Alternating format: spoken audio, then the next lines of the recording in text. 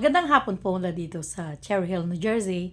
It's actually May 8, 2025.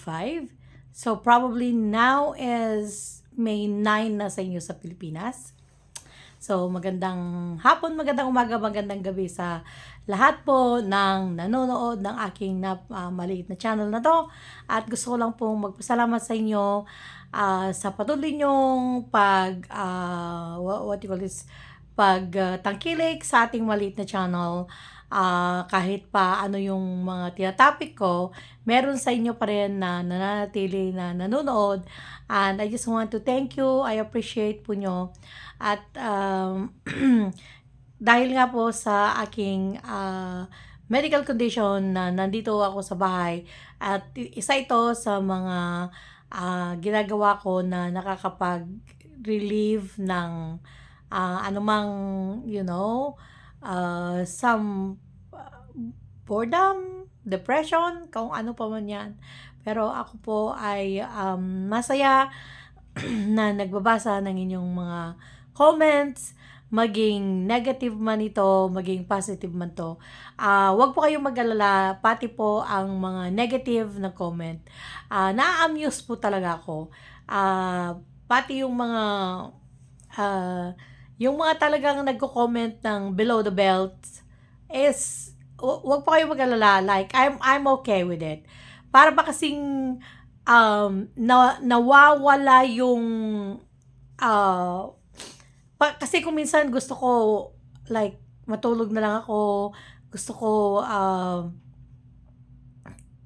since na wala akong like now it's been like 1 week na hindi ako ulit properly makalakad.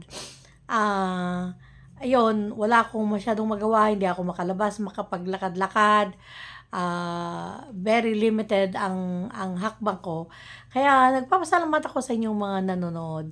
At gaya ng sabi ko, pati ang mga negative comments is nakakapag like, it actually makes me laugh.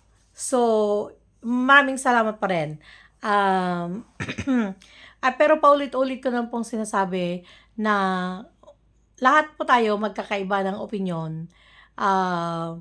Iba man yung opinion mo sa opinion ko, pwede mo akong salungatin sa comment.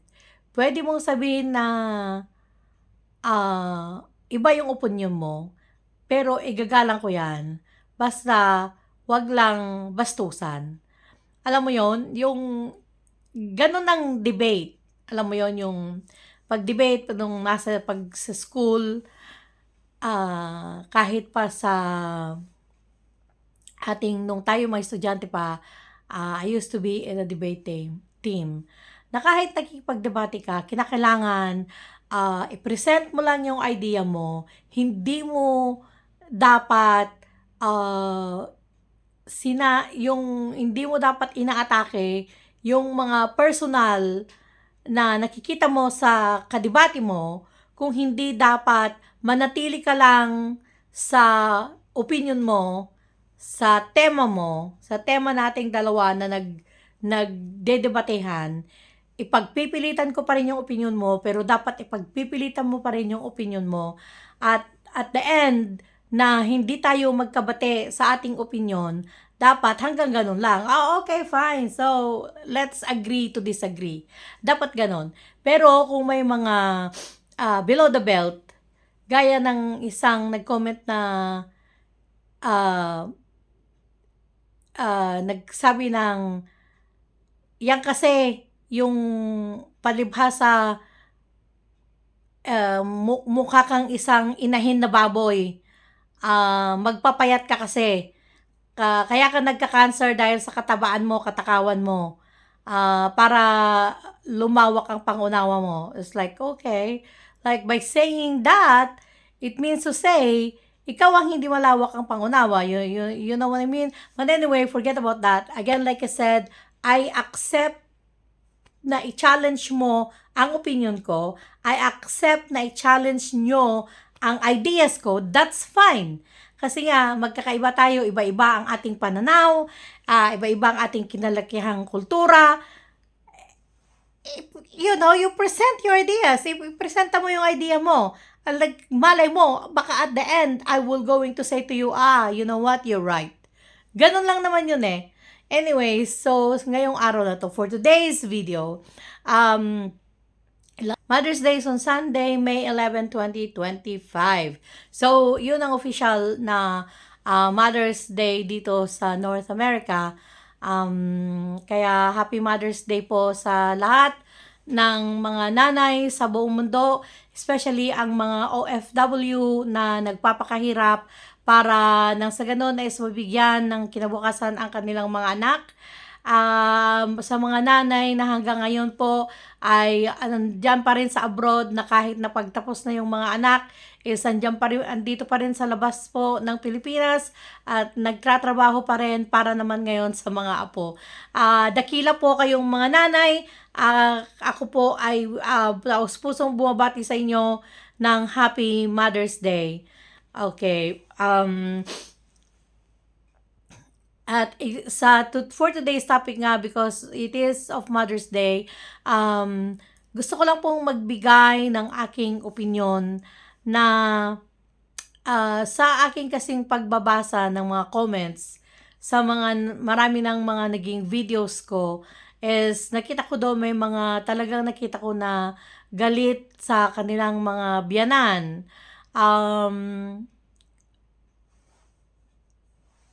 Ito yung opinion ko lang po ha. Ako po ay nagkaroon ng biyanan pero sa kasamaang palad, si Nanay Rosa is namatay ng 2015. Nakasama ko lang siya for 6 years. But sa 6 years po na yon is grabe. Napakabait niya talaga. Kaya sabi kong nakapaka-blessed ko na nagkaroon ng mother-in-law na kagaya niya. At hindi lang mother-in-law, pati rin ang aking hipag at mga bayaw. Talaga pong napakabait nila na hanggang ngayon is anytime po na may kailangan ako, let's say for example, nasa trabaho ang asawa ko, kagaya nung happened last month na kinakailangan kong pumunta ng emergency room, tinawagan ko lang ang bayaw ko is agad-agad po nandyan. Kung bakit siya yung tinawagan ko, kasi siya yung pinakamalapit sa akin. My kids are farther away from me, pero yung bayaw ko is napakalapit lang. Hindi po siya nagkait, automatic po nandyan na siya. Nung buhay pa ang aking mother-in-law, pag magluluto yan, isinasali niya po kami ng aking asawa. At alam niyang wala akong time because nag-aaral ako at the same time nagtatrabaho. So, ang ginagawa niya po kung magluto siya, sinasali na niya kami at tatawagan niya na lang ako na pag daanan mo na lang dito sa bahay yung ulam para sa inyo. Nung pagdating ko rin, ilang buwan din akong hindi nakapagtrabaho at tamang-tama din that time na biglang nagkaroon ng economic yung bumagsak talagang economy ng Amerika at nawala sa trabaho yung asawa ko, nawalan siya ng trabaho at nakapagtrabaho siya sa isang maliit na kumpanya na napakababa po ng sahod. Talagang hirap na hirap kami that time. Pero yung mother-in-law ko po, nagpe-pension na lang siya that time. Sasabihin niya sa bayaw ko na isa, tara, kunin natin ang ate Nora nyo. Isama nating magpalengke. So, sinasama po ako ng aking biyanan para kami ay mamalengke. At siya po ang nagbabayad. At kaya naman nung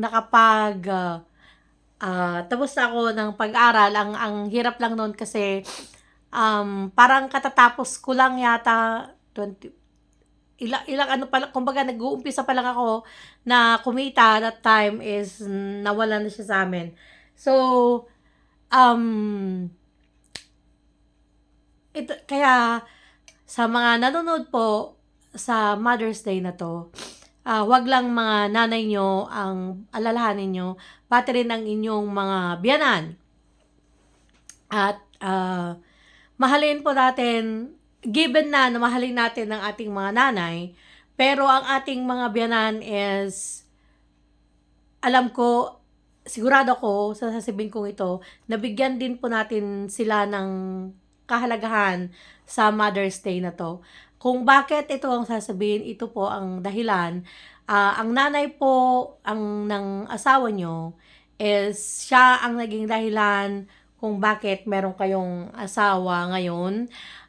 Mabait na asawa, responsible, at kung hindi man, hindi ibig sabihin doon na kakalabanan na natin ang ating mga in-laws.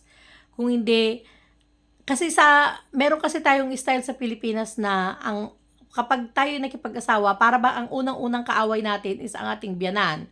Which is hindi po dapat. Dapat po kasi talagang dapat igalang ang ating mga biyanan dahil sila ang dahilan sa ating asawa, sa ating partner. Pero masungit ang biyanan ko, ganito ang biyanan ko, ganito ang biyanan ko. It's okay. Pero hindi ibig sabihin no na you disrespect ang biyanan mo. Kailangan pa rin siyang igalang mo dahil nanay siya ng asawa mo. At ito lang po ang masasabi ko, na kapag gusto mong makahuli ng isang fly, ang gagawin mo, magpapain ka ng honey at lalapit ang fly. Pero kung ang ihahain mo ay suka, maasim, hindi po lalapit ang fly.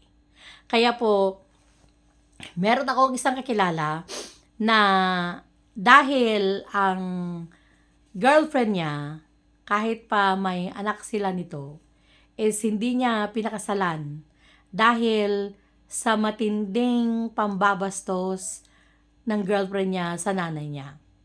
So, kung gusto mong makuha ang 100% na loob ng boyfriend mo, kailangan ligawan mo ang nanay niya. Yes, at vice versa. Kasi, kagaya noon, nung buhay pa ang aking mother-in-law, na kapag nag-aaway kami ng asawa ko, susumbong ko siya sa aking mother-in-law. At hindi na ako ang kaaway ng aking asawa, kundi ang nanay na niya, pinapagalitan na siya. You see, there's a lot of plus, mga positive effect pag wag niyong aawayin ang inyong biyanan. Merang biyanan ko, pasalamat kayo, may nakikialam. Ibig sabihin, pag may nakikialam sa ang dumi-dumi ng bahay niyo, oh, nay, ma, tulungan mo akong maglinis. You make kunin mo yung opportunity na yon, na kung ano man ang sasabihin niya sa'yo, like, ask for her help. Ay, nahirapan po kasi ako, pwede pang tulungan niyo ako, something like that. At pag nagagalit sa'yo, like ayaw ka na napangasawa ng anak niya, patunayan mo na ikaw ay karapat-dapat. Sa kanyang birthday, bigyan mo ng regalo. Sa kanyang, sa Mother's Day, bigyan mo siya ng very special na gift. Hindi kinakailangan na mahal. Hindi ko sinasabi na, wala akong pera. Something, like for example, mura lang naman ng duster. Pag-ipunan mo, bigyan mo ng special na gift ang iyong mother-in-law. At wag mo, like, lalo na pag wag kang maging dahilan ng pagtatampo ng asawa mo o ng boyfriend mo sa nanay niya. Don't do that. No. That's a big no. Because sasabihin ko na to, magre-reflect din yan sa'yo. Kagaya mo din yan later on. Ikaw na isang nanay, ikaw na ganyan ang trato mo sa biyanan mo, magkakaroon din ng asawa ang mga anak mo, it will going to be the same. Pero kung ipakita mo na nirerespeto mo ang biyanan mo, nirerespeto mo ang in-laws mo, it doesn't matter kahit ano pa ang sa paningin mo, isama ng ugali nila, sige pa rin. Sandali. Ito totoo ito na kwento ng isang kakilala ko. So, hindi ko sasabihin yung totoong bansa. So, siya ay nakapag-asawa ng isang, let's say, for example, taga-Germany. So, nakapag-asawa siya ng isang taga-Germany. Tapos, yung nanay daw ng asawa niya, lagi silang pinupuntahan sa bahay, tapos pinupuna, tapos yung asawa daw niya, kumakampi daw siya sa nanay niya, kumbaga mga ganong issues. So, hindi na niya natiis, ang ginawa niya, inuwi niya sa Pilipinas ang kanyang mga anak. And then, so dahil napapansin ko siya lagi sa Facebook na nasa Pilipinas siya, na medyo matagal na, sabi ko ba, ilang buwan na to sa Pilipinas na, what's wrong? Sabi ko. Nagsabi siya, kasi yung biyanan ko, ganito, tapos yung asawa ko, kinakampihan yung biyanan ko, instead na ako ang kampihan. Sabi ko sa kanya, huwag ganon. Hindi ka dapat magiging kaaway ng biyanan mo. Ikaw dapat ang kakampi ng biyanan mo. Para nang sa ganon, kung kaaway mong asawa mo, siyang kakampi mo. Isa. Pangalawa, biblical yan na dapat igalang mo ang mga magulang. Mula nung kayo nagpakasal, naging isa na kayo, naging isa kayo na dalawa, ibig sabihin, nanay niya, nanay mo na rin. Ang nanay mo, nanay niya na rin. So, ibig sabihin, kung ano ang respeto na dapat ibigay sa magulang, the same din na ibigay mo na respeto sa biyanan mo, sa mga in-laws mo. The same. Kung ano pa nga, dapat mas pa kung pwede. Yan. Bilang pasasalamat mo na rin kasi sa biyanan mo, ang nagkaroon ka ng isang asawa or isang boyfriend or isang jowa na gaya ng jowa mo. So, ganon po. Trust me. So, yung ginawa niya, binalik niya sa Germany ang kanyang mga anak, and then, that was probably already 15 years ago nangyari yon. At hanggang ngayon, nandun pa rin siya sa Germany, and hanggang ngayon maganda ang pagsama nilang mag-asawa. At nag-text siya sa akin, ate, sabi niya sa akin, tama ka, mas maganda palang kaibiganin. Yes. Ito yung tinatawag nila na kiss ass. Okay? Ass kissing. Hindi ko alam kung paano sabihin yun sa Tagalog. Pero, magpasipsip ka. Yun. That's the no other term for it. Magpasipsip ka sa biyanan mo. Okay? Na wala kang masasagasang ibang tao. Just show your genuine respect for your mother-in-law. I-respect mo siya dahil nanay siya ng asawa mo, nanay siya ng jowa mo. Bigyan mo siya ng regalo kasi deserve niya yon. Gaya din ng deserve din ng nanay mo. Deserve din ng biyanan mo. At like I said a while back, mas maganda yung manghuli ng fly by offering honey, not vinegar. Okay po? Kaya sana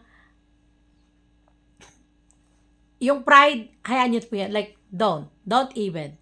Yung biyanan nyo po, nanay yan ng asawa nyo, ibig sabihin, nanay nyo na yan. Bigyan nyo ng karapat-dapat na respeto dahil at the end of the day, kayo rin po ang makikinabang. That's a term. Kayo din ang makikinabang. Kaya ulitin ko po, Happy Mother's Day from Nurse Nora. Hindi ko na yata, palitan ko na ito yung pangalan ko. Inahing baboy ng si Nora sa inyong lahat. Happy Mother's Day po.